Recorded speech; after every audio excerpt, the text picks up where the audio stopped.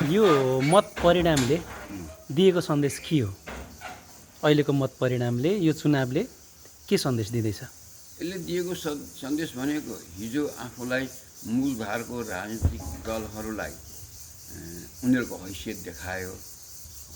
तिमीहरूले हिजो गरेका कामहरूको दुष्परिणाम तिमीहरू भोग भनेर देखायो भनेदेखि जित्नेलाई चाहिँ तिमीले पनि ठुल्ठुला कुरा गरेका छौ, अब गरेर देखाऊ भनेर उसको सामु पनि एउटा चुनौती प्रस्तुत गर्यो यो मत परिणामले जस्तो मलाई लाग्छ। अब एउटा शक्ति चाहिँ नयाँ शक्तिको उदय भयो, एउटा पुराना खालको शक्तिको लगभग विलय अवसान जस्तै जस्तै देखिन्छ। यसले नेपाली राजनीतिमा अथवा चाहिँ नेपालको समग्रतामा हेर्ने हो भनेदेखि कस्तो प्रभाव पार्छ? होइन, यसलाई यसरी हेर्नुहोस्, तपाईँ त्यो पुराना दलहरू विलय नै भए अब एकदम यो अहिलेको नयाँ दलले एकदमै सबै किल्ला फतेह गरिसक्यो भन्ने अर्थमा यसलाई नबुझौँ। यो एउटा वेभ हो, एउटा बाढी हो। बाढी आयो तर अब त्यो दलसँग पनि त्यो बाढी अनुसारको सङ्गठन उसँग छैन। सङ्गठन त जो अहिले त्यो बाढीमा डुबे सङ्गठन तिनीहरूसँग छ। त्यसैले गर्दा यो दलले अब आफ्नो यो वेभ अनुसारको आफ्नो मत परिणाम अनुसारको सङ्गठन पनि निर्माण गर्नुपर्ने छ र उसले काम गरेर देखाउनु पर्नेछ। जे कुरा हिजो सत्तामा भएका दलहरूले गर्न सकेनन्, जुन गुनासो जनताको तिनीहरूका बारेमा रह्यो त्यसलाई अब गुनासो व्यक्त गर्ने ठाउँमा चाहिँ को गुनासोलाई सम्बोधन गर्नुपर्ने ठाउँमा त अब रासोपा आयो। अब उसको पनि अब पर्फर्मेन्सको काउन्टडाउन सुरु भयो।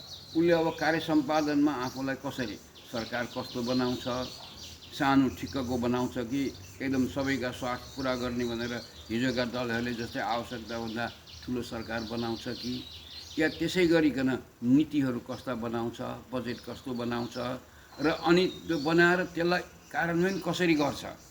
योसँगै फेरि एउटा आम आशंका के छ भनेदेखि बाह्य शक्तिको चलखेल, एक प्रकारले भन्ने हो भने भू राजनीतिक चलखेलले यस्तो भयो भनेर खास मुलुकहरूको प्रभावमा यिनीहरू पर्छन् भनेर यिनीहरूमाथि औँला ठड्याउनेहरू पनि छन्।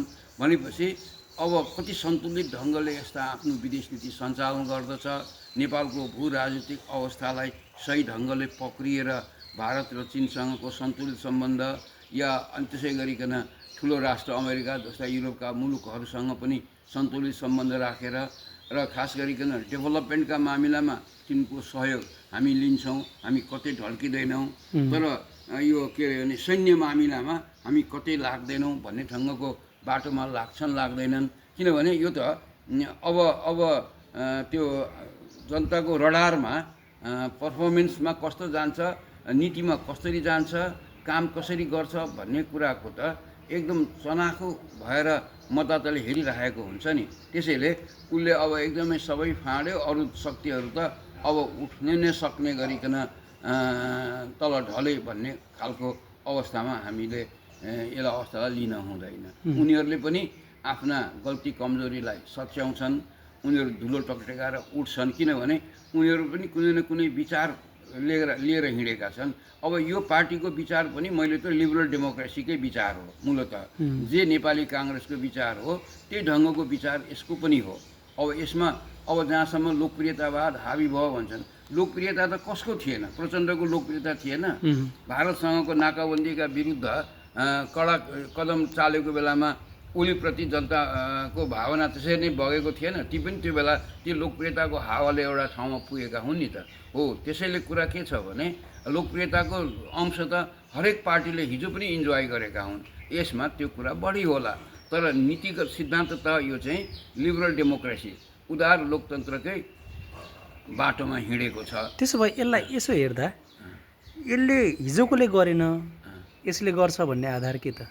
होइन, मान्ने के त? अब हिजोले काले गरे यसले गरिहाल्छ, लु अब चाहिँ काया पलट हुन्छ, चेन्ज हुन्छ भनेर होइन। मान्ने आधार भनेको त अब यिनीहरूसँग अब यसै हेर्ने, भोट त ल्याएर जितिसके। त्यो त अब मान्ने आधार भनेको यिनीहरूसँग राम्रो सोच भएका युवाहरूको नेतृत्व छ एउटा। अब त्यो नेतृत्वले यो ब्युरोक्रेसीलाई पनि सही ढङ्गले लिएर जान्छ भन्ने बुझ्नु पर्यो।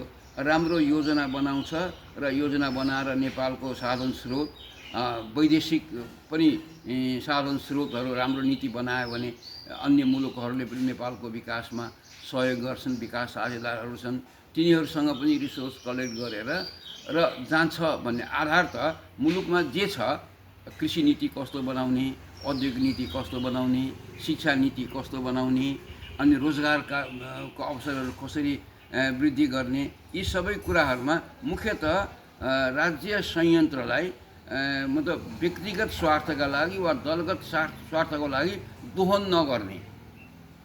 जनताले हेर्दाखेरि त हिजो फुर्ती लगाएर हिँडे, केही नभएका यो के अरे चप्पल लाएर आएका मान्छेहरू कहाँबाट कहाँ पुगे, तिनले त्यो हैसियत कहाँबाट बनाए भन्दाखेरि यही राज्य दोहन गरेर बनाए भनेदेखि अब त्यही कुरा यो पार्टीले दोहोऱ्याउँछ वा यसले चाहिँ नयाँ बाटो तय गरेर अगाडि बढ्छ भन्ने कुरामा त जनताले त एक्सरे गरिरहेको हुन्छ नि त। यो पार्टीको यो अहिले अब नयाँ बन्ने सरकारको पनि हरेक पाइलामा उसले पनि फुकी फुकी अगाडि बढ्नुपर्छ। त हामीसँग जे स्रोत साधन छ, हामीसँग जे प्राविधिक जनशक्ति छ या प्रशासनिक जनशक्ति छ, तिनलाई चाहिँ तिमीले राम्रो काम गर्यौ भने तिम्रो करियर बिग्रिँदैन। तिमीले आफ्नो सही ढङ्गले काम गर, तिम्रो सहयोग चाहिन्छ भनेर जाने हो। अनलेस तिमीले चाहिँ तलमाथि केही गर्दैनौ, करप्सन गर्दैनौ भने तिमी सुरक्षित छौ भनेर ब्युरोक्रेसीलाई विश्वास गर्नु पर्यो। त्यसै गरिकन शिक्षा विश्वविद्यालयमा भएकाहरूलाई विश्वासमा लिनु पर्यो। र यसरी के छ भने हामीसँग भएको साधन स्रोतलाई सही ढङ्गले उपयोग गरेर हाम्रा अब दात्री संस्था वा निकायहरूबाट प्राप्त हुन सक्ने कुराहरूलाई पनि सही ढङ्गले, हामी कहाँ त बजेट बन्यो, योजना बन्छ, कार्यान्वयन हुँदैन, पैसा खर्च हुँदैन। विकास बजेट खर्च गर्न नसक्ने अवस्थामा यो मुलुक कसरी पुग्यो? योजना राख्नु पनि के अर्थ हो? योजना छ, त्यो योजना अनुसार योजनामा के अरे त्यहाँ तोकेको बजेट खर्च गर्न सक्ने क्षमता हामीसँग छैन। यो खालको जुन दुरावस्था छ, एक हिसाबले हेर्ने हो भने डेभलपमेन्टलाई डेलिभर गर्नका लागि चाहिँ अब एक प्रकारले हेर्दाखेरि त एउटा इन्जिनियरिङ पृष्ठभूमि भएकै नेता आउँदाखेरि चाहिँ कतिपय कुराहरू त्यसका प्राविधिक समस्याहरूका बारेमा बढी जानकार भएको पृष्ठभूमिको नेता आउँदा अब अरू टिम पनि त्यस्तै पढे लेखेका युवाहरूको टिम भयो भने उनीहरूको जोस जाँगर, उनीहरूको सोचलाई कार्यान्वयन गर्न सक्लान्।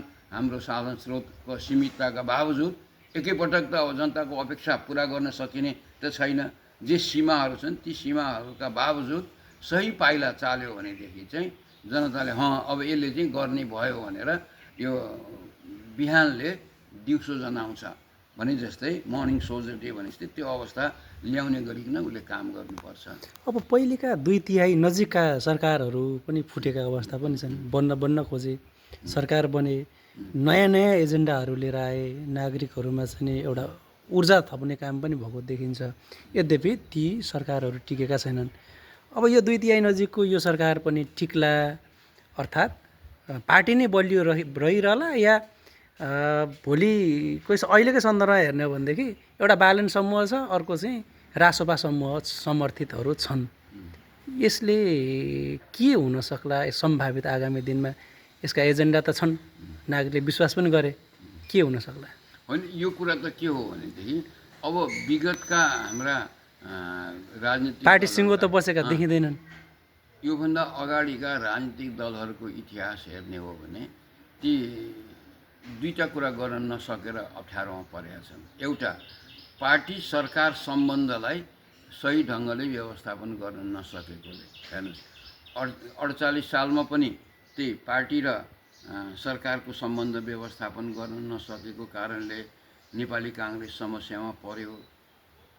74 सालमा आउँदाखेरि पनि जस्तो एमालेको प्रचण्ड बहुमत, एमाले र माओवादी मिल्दाखेरि जुन प्रचण्ड बहुमत आयो, त्यतिखेर पनि पार्टी सरकार सम्बन्धलाई सही ढङ्गले व्यवस्थापन गर्न नसकेको कारणले गर्दाखेरि यो खालको दुरावस्था मुलुकका सामु आयो। त यसको अर्थ अब यो विगतका यी अन्य दलहरूका यी तिता अनुभवहरूबाट यो पार्टीले सिकोस् भन्ने हो। तर अब यसको अर्थ एकदमै अब यो पार्टीमा पनि सरकारमा जाने र पार्टीको बिचको सम्बन्ध चाहिँ एकदमै राजमार्गमै हिँड्छ भनेर हामी कल्पना नगरौँ। त्यहाँ पनि हरेकका आफ्ना स्वार्थ होलान्, इच्छा होलान्, आकाङ्क्षा होलान्। त्यहाँ कहीँ न कहीँ त्यो खालको एक किसिमको चुनौती त आउन सक्ला।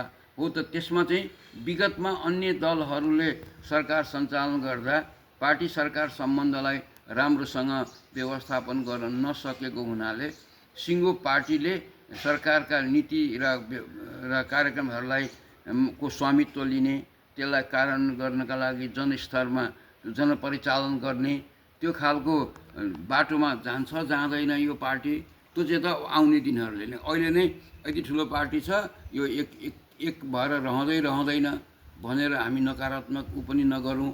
उसलाई अब शङ्काको सुविधा के दिउँ भनेदेखि विगतमा अन्य राजनीतिक दलहरूमा आएका जुन सरकारमा गएपछि सरकार पार्टी सम्बन्धमा आएका जुन दरारहरू छन्, हो त्यो किन आए, कसरी आए भन्ने कुराहरूलाई बुझेर अब अहिले जुन बन्ने सरकार छ त्यो सरकारले पनि र यो पार्टीका नेताहरूले पनि त्यो पार्टी र सरकारको बिचको सम्बन्धलाई सही ढङ्गले व्यवस्थापन गर्न सक्नुपर्छ। गर्न सकिएन भने यो भीमकाय जुन यो एउटा मत छ या जनमत छ आएको, त्यो जनमतलाई थाम्ने चुनौती त यो पार्टीसँग छ। हो त्यो पार्टीसँग त्यो चुनौतीलाई कसरी थामेर अगाडि बढ्छ त्यो चाहिँ आउने दिनहरूले नै देखाउँछ। अहिले नै अब सक्दैन भन्नु या अग्द कुनै किसिमको व्यवधान नै आउँदैन भन्नु, यो दुइटै अति हुन्छ। एउटा उसको सङ्गठन संरचना तलसम्म छैन, अघि हामीले कुरा गर्दै थियौँ।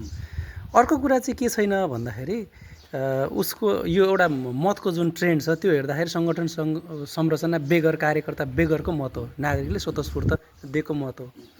त्यो मतलाई टिकाएर राख्नुपर्ने अर्को एउटा होइन। त्यो त यसो हुन्छ, हेर्नुहोस् यो के हो भने पार्टीहरू स्वभावले अब पोलिटिकल साइन्सको उसले के भन्छ भने मूलत दुई किसिमका पार्टीहरू हुन्छ भन्छ। एउटा क्याडर पार्टी भन्छ, अर्को मास बेस्ड पार्टी भन्छ, मास पार्टी भन्छ। यो पार्टीको चरित्र भनेको मास पार्टी हो। सबै यसका सदस्य हुन्, कोही पनि यसका सदस्य होइनन् भनौँ एक प्रकारले। भने मास भनेको त के हुन्छ भने आज यता छ भोलि उता छ, हो त्यो हुन्छ।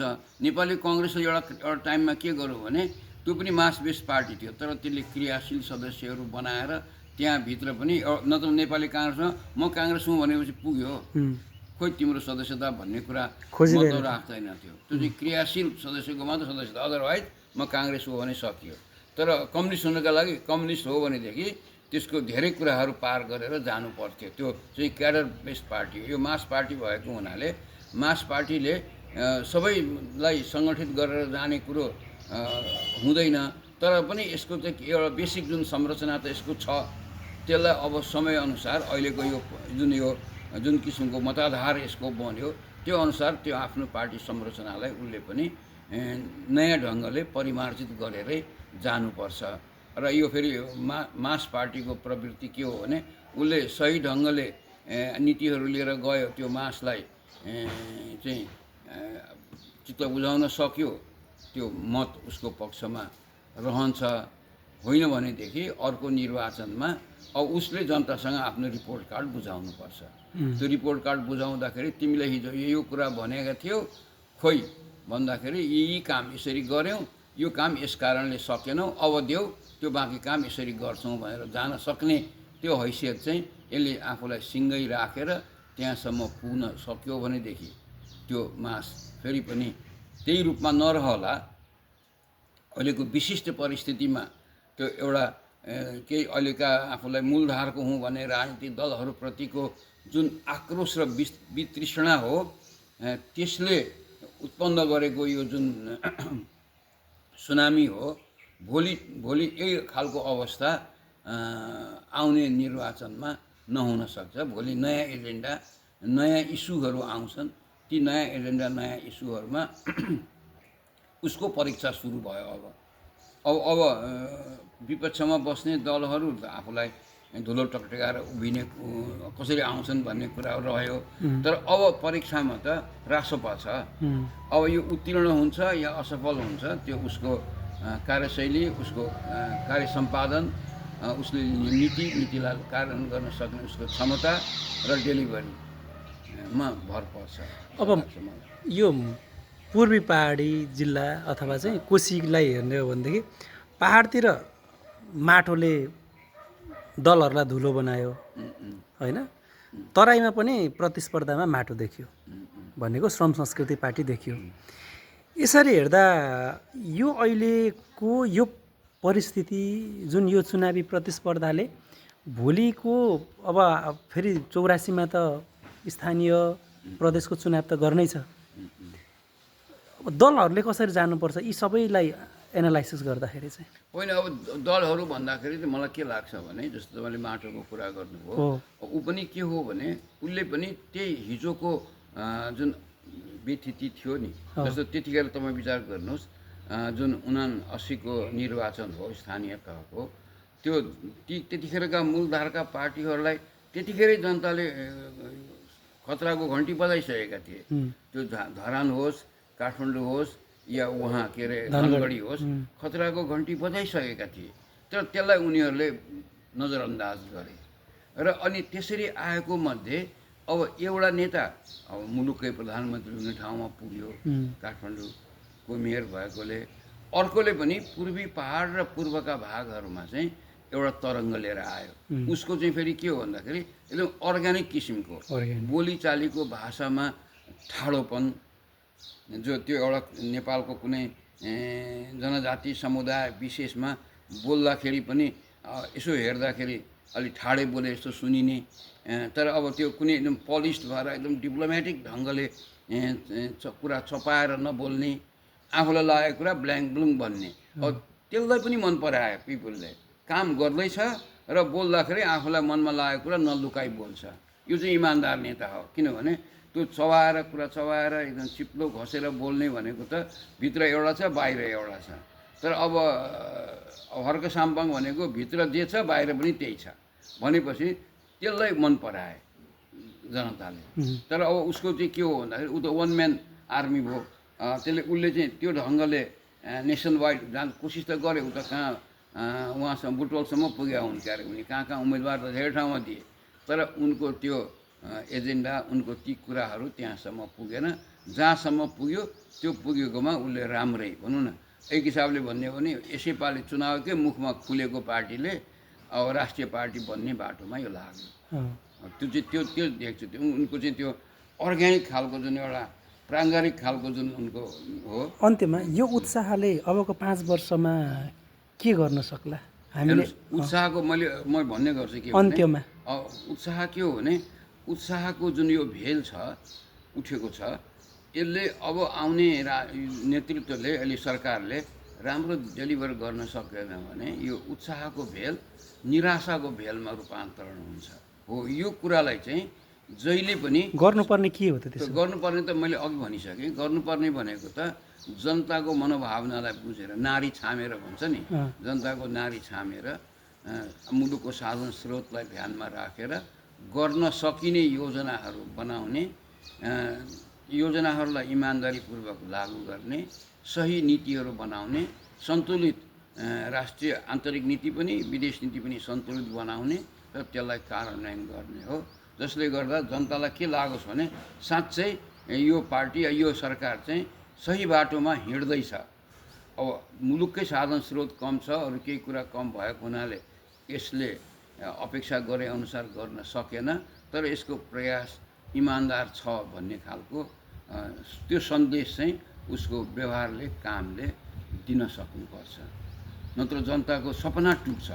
अहिले त जनताले अब ठुलो सपना यो पार्टीलाई जिताएर एउटा ठुलो सपना देखेका छन्। जादुकै छडीमा चेन्ज हुन्छ भन्ने, मुलुकको काया पलट हुन्छ भन्ने सपना जनताले देखेका छन्। त्यो सपना चकनाचुर हुने अवस्थामा पुर्याउनु भएन। त्यो सपना का केही अंशहरूलाई पुरा गरेर प्र्याक्टिकल यति चाहिँ पुरा गऱ्यौँ, यति चाहिँ यो कारणले सकिएन, हाम्रो यो अवस्थाले गर्दा सकिएन भनेर एउटा इमान्दार प्रयास गरेर भोलि चाहिँ इमान्दार ढङ्गले कन्फेसन गरेर यो चाहिँ के भने हामीले यति नै सक्यौँ, यही अवस्थामा यति मात्रै गर्न सकिन्थ्यो भनेर उसको त्यो भनाइमा, व्यवहारमा, काममा इमान्दारी देखियो भने जनताले फेरि पनि त्यो पार्टीलाई जनादेश दिन्छन्। अब त्यो गर्न सकेन, चुनौतीहरूलाई सही ढङ्गले मुकाबिला गर्न सकेन र अन्य दलहरूले चाहिँ उसका कमी कमजोरीलाई औँल्याएर ती साँच्चै कमी कमजोरहरू रहेछन् भनेदेखि जनताले जसरी जमिनबाट उठाएर त्यो सिंहासनमा बसाएको छ, सिंहासनबाट ओह्रालेर फेरि धुलोमा ल्याइदिन सक्छ। त्यति शक्ति चाहिँ जनतासँग हुन्छ र त्यो कुरा यही अहिलेकै निर्वाचनले पुष्टि गरेको छ। भोलि पनि त्यही हुने हो। हस्, थ्याङ्क्स।